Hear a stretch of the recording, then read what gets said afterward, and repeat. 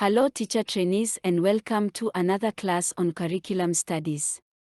Today we are going to learn about curriculum evaluation. At the end of this video, remember to click on the link in the description which has the revision questions for this topic. We have collected more than 60 application questions which will help you in your revision for the NEC exams. Before we begin, please take a second and click on the subscription button and click on the notification bell so that you can access all our lecture videos and quizzes. Let's begin our lesson. Curriculum evaluation is the process of assessing the effectiveness of a curriculum in achieving its intended goals and objectives. It is an important aspect of educational planning and management, as it helps educators and policymakers make informed decisions about curriculum design, implementation, and improvement. Curriculum evaluation typically involves collecting and analyzing data about various aspects of the curriculum, such as the content, teaching methods, student learning outcomes, and overall program effectiveness. The evaluation may also consider factors such as teacher qualifications, resources, and support. The results of curriculum evaluation can provide valuable insights into the strengths and weaknesses of the curriculum, as well as identify areas for improvement. This information can be used to make informed decisions about modifying or revising the curriculum to better meet the needs of learners and achieve desired educational outcomes. Overall, a curriculum evaluation is an essential tool for ensuring that educational programs are effective, efficient, and relevant to the needs of learners and society. Let's look at the concepts related to curriculum evaluation. Curriculum evaluation is a complex process that involves several key concepts and factors. Here are some of the main concepts related to curriculum evaluation. Number 1. Goals and objectives. Curriculum evaluation begins by identifying the goals and objectives of the curriculum. This may include academic achievement, the acquisition of specific skills, development of critical thinking or problem-solving abilities, or social and emotional learning outcomes. Number 2. Content. The curriculum's content is evaluated to determine if it is appropriate for the intended learners, reflects current knowledge and research, and aligns with the goals and objectives of the curriculum. Number 3. Teaching methods. The evaluation also considers the teaching methods used to deliver the curriculum. This may include lectures, discussions, group work, independent study, or other forms of instruction. Number 4. Learning outcomes. Curriculum evaluation assesses whether the curriculum is effective in achieving the desired learning outcomes. This may include evaluating students' knowledge, skills, attitudes, and behaviors before and after completing the curriculum. Number 5. Assessment. The evaluation of the curriculum also considers the assessment methods used to measure learning outcomes. This may include standardized tests, performance assessments, teacher evaluations, or other forms of assessment. Number 6. Resources. The evaluation of the curriculum takes into account the resources available for implementing and delivering the curriculum, including textbooks, technology, facilities, and teacher training. Number 7. Stakeholder feedback. Curriculum evaluation may involve gathering feedback from various stakeholders, including students, teachers, parents, administrators, and community members. This feedback can provide valuable insights into the strengths and weaknesses of the curriculum and help inform improvements. Number 8. Continuous improvement. Curriculum evaluation is an ongoing process that aims to continually improve the curriculum to better meet the needs of learners and achieve desired outcomes. Overall, a curriculum evaluation is a complex process that requires careful consideration of various concepts and factors to ensure that educational programs are effective, efficient, and relevant to the needs of learners and society. Next, we explore ways of evaluating learners' progress using various methods and tools of learning. Evaluating learner progress is an important aspect of the teaching and learning process. There are several methods and tools that can be used to assess and evaluate learner progress, including: Number 1. Tests and exams. One of the most common methods of evaluating learner progress is through tests and exams. This can be in the form of multiple choice, short answer, or essay questions, and can assess a wide range of knowledge and skills. Number 2. Projects and assignments. Projects and assignments can be used to assess learner progress by evaluating their ability to apply knowledge and skills to real-world situations. This can include research papers, group projects, presentations, or creative assignments. Number 3. Portfolios. Portfolios are collections of work that demonstrate a learner's progress over time. They can include a variety of materials such as written work, artwork, audio or video recordings, and other artifacts. Number 4. Observations. Observations can be used to assess learner progress by evaluating their behavior and performance in real-world situations. This can include in-class observations, clinical or fieldwork evaluations, or other forms of performance assessment. Number 5. Self-assessment. Self-assessment can be a valuable tool for learners to evaluate their own progress and identify areas for improvement. This can include reflective journals, self-evaluations, or other forms of self-assessment. Number 6. Peer assessment. Peer assessment can be used to evaluate learner progress by having peers evaluate each other's work. This can include group evaluations, peer feedback on projects or assignments, or peer review of presentations. Number 7. Rubrics. Rubrics can be used to evaluate learner progress by providing clear and specific criteria for assessment. Rubrics can be used for various types of assessments, such as writing assignments, oral presentations, or group projects.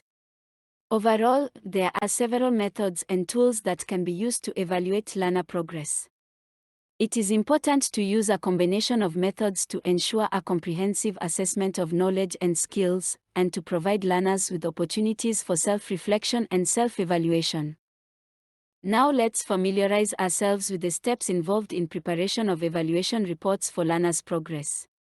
Preparing evaluation reports that show learners' progress in learning is an important aspect of the teaching and learning process. Here are some steps to follow when preparing evaluation reports. Number 1. Identify the evaluation criteria. The first step in preparing an evaluation report is to identify the evaluation criteria. This should include the learning objectives or goals, the assessment methods used, and the standards or benchmarks for achievement. Number 2. Gather assessment data. The next step is to gather assessment data. This can include test scores, project or assignment grades, observations, self-assessments, peer assessments, or other forms of assessment data. Number 3. Analyze assessment data. Once the assessment data has been collected, it needs to be analyzed to determine learners' progress in meeting the evaluation criteria. This analysis should include both quantitative and qualitative data and should be compared to the standards or benchmarks for achievement. Number 4. Summarize and present findings. After the data has been analyzed, the findings should be summarized and presented in the evaluation report. This can be done in the form of tables, graphs, or written summaries that provide an overview of the learner's progress in meeting the evaluation criteria. Number 5. Provide recommendations for improvement. The evaluation report should also include recommendations for improvement. This can include suggestions for modifications to the curriculum, changes to assessment methods, or recommendations for additional support or resources for learners. Number 6. Review and share the evaluation report. Finally, the evaluation report should be reviewed and shared with key stakeholders, such as learners, parents, administrators, or other educators. This can help to promote transparency and collaboration and can provide opportunities for feedback and discussion about how to further improve learning outcomes. Overall, preparing evaluation reports that show learners' progress in learning requires a thorough and thoughtful analysis of assessment data, as well as clear and concise reporting of findings and recommendations. By following these steps, educators can provide valuable feedback to learners and other stakeholders, and can help to continually improve the teaching and learning process. Next, we shall recognize the teacher's role in assessing learners' progress and competence acquisition. The role of the teacher in evaluating learners' progress and acquisition of competencies is crucial in the teaching and learning process. Here are some ways in which teachers play a vital role in evaluating learners' progress. Number 1. Designing assessment tools. Teachers play an important role in designing assessment tools, such as tests, quizzes, projects, and assignments. These tools are used to measure learners' knowledge and understanding of concepts and skills. Number 2. Administering assessments. Teachers are responsible for administering assessments to learners, ensuring that assessments are administered in a fair and equitable manner and following established guidelines and standards. Number 3. Analyzing assessment data. Teachers analyze assessment data to determine learners' progress and to identify areas of strength and weakness. This analysis helps teachers to tailor their instruction to the needs of individual learners. Number 4. Providing feedback. Teachers provide learners with feedback on their performance, highlighting areas of strength and suggesting areas for improvement. This feedback can be both formal, such as written comments on assignments or tests, and informal, such as comments made in class or during one-on-one discussions. Number 5. Adjusting instruction. Teachers use assessment data and feedback to adjust their instruction, ensuring that learners are receiving the support and guidance they need to achieve their learning goals. Number 6. Reporting learners' progress. Teachers are responsible for reporting learners' progress to parents, other educators, and school administrators. This reporting helps to ensure transparency and accountability, and provides opportunities for feedback and collaboration. In addition to these roles, teachers also play an important role in fostering a positive learning environment, providing learners with support and encouragement, and promoting a growth mindset. By doing so, they help learners to develop the skills and competencies they need to succeed in school and in life. Overall, the teacher's role in evaluating learners' progress and acquisition of competencies is essential in supporting the learning and growth of learners. By designing and administering assessments, analyzing data, providing feedback and adjusting instruction, and reporting progress, teachers help learners to achieve their full potential and to become lifelong learners. The role of different agencies in curriculum monitoring and evaluation. Curriculum monitoring and evaluation involves the systematic review and analysis of curriculum content, teaching methods, and student learning outcomes to identify areas for improvement and ensure that the curriculum is effective in achieving its intended goals. While teachers and school administrators play an important role in curriculum monitoring and evaluation, several other agencies and organizations also play a critical role in ensuring that the curriculum meets the needs of learners and society at large. Here are some of the key agencies involved in curriculum monitoring and evaluation. Number 1. Government education agencies. Government education agencies, such as the Ministry or Department of Education, are responsible for overseeing the development and implementation of the curriculum. They play a critical role in monitoring and evaluating the effectiveness of the curriculum and in making any necessary changes to ensure that it meets the needs of learners and society. Number 2. Curriculum development bodies. Curriculum development bodies are responsible for designing and developing the curriculum content and materials. They work closely with government education agencies, educators, and subject matter experts to develop curricula that are based on sound educational principles and that reflect the needs and aspirations of learners. Number 3. Education Quality Assurance Agencies. Education quality assurance agencies, such as accreditation bodies and inspectorates, are responsible for ensuring that schools and education providers are delivering high-quality education that meets established standards. They play a key role in monitoring and evaluating the implementation of the curriculum and in identifying areas for improvement. Number 4.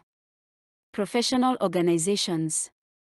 Professional organizations, such as teachers' unions and subject matter associations, play a critical role in curriculum monitoring and evaluation. They work to ensure that the curriculum meets the needs of learners and reflects current best practices in the field, and provide feedback to education agencies and curriculum development bodies on areas for improvement. Number 5. Parents and community groups. Parents and community groups play an important role in curriculum monitoring and evaluation by providing feedback on the effectiveness of the curriculum and by advocating for changes that reflect the needs and aspirations of learners and the community. In conclusion, curriculum monitoring and evaluation is a complex process that involves multiple agencies and stakeholders working together to ensure that the curriculum meets the needs of learners and society. By working collaboratively and sharing information and feedback, these agencies and organizations can help to create a curriculum that is relevant, engaging, and effective in preparing learners for the challenges of the 21st century. To cap it all in this lesson, let's examine a sample evaluation report for Grade 4 learners. Grade 4 Evaluation Report for Mathematics. Evaluation Criteria. The evaluation criteria for this report are based on the Grade 4 Mathematics curriculum and includes the following learning objectives. Understanding of whole numbers and decimals up to thousandths. Ability to add and subtract whole numbers and decimals. Ability to multiply and divide whole numbers by one-digit numbers. Understanding of fractions as part of a whole or set. Ability to add and subtract fractions with like denominators. And lastly, ability to interpret and create graphs and tables. Assessment data. The following assessment data was collected for this evaluation report. Unit tests on whole numbers and decimals, fractions, and graphs and tables. Classwork assignments and homework tasks. In-class observations of student performance. Lastly, self-assessment exercises completed by students. Analysis of assessment data. Based on the assessment data collected, the following findings were observed. 90% of learners achieved a passing grade on the unit tests on whole numbers and decimals, with an average score of 85%. 80% of learners achieved a passing grade on the unit tests on fractions, with an average score of 75%. 70% of learners achieved a passing grade on the unit tests on graphs and tables, with an average score of 70%. In-class observations showed that learners were able to follow mathematical procedures and solve problems independently, but struggled with more complex problem-solving tasks. And lastly, self-assessment exercises showed that learners were generally confident in their understanding of mathematical concepts, but identified a need for additional practice in problem-solving and critical thinking skills. Summary and recommendations. Overall, the assessment data indicates that Grade 4 learners have demonstrated a solid understanding of basic mathematical concepts, but may benefit from additional support and practice in more advanced problem-solving skills. Based on these findings, the following recommendations are made.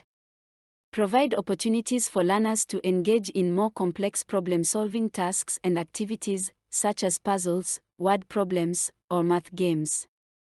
Offer additional practice exercises and homework tasks that focus on problem-solving and critical thinking skills. And finally, provide learners with feedback and guidance on areas where they may be struggling, and offer individualized support or tutoring as needed. Conclusion. In conclusion, this evaluation report shows that Grade 4 learners have made significant progress in their understanding of mathematics, but may benefit from additional support and practice in more advanced problem-solving skills. By providing opportunities for learners to engage in challenging and engaging activities, and offering individualized support and guidance, educators can help to ensure that all learners achieve their full potential in mathematics. And that marks the end of our lesson on curriculum evaluation. Please remember to click on the link in the description which has the revision questions for this topic. Also subscribe to this channel and like the video so that anytime we upload a new video YouTube will always notify you. Thanks and have a good day.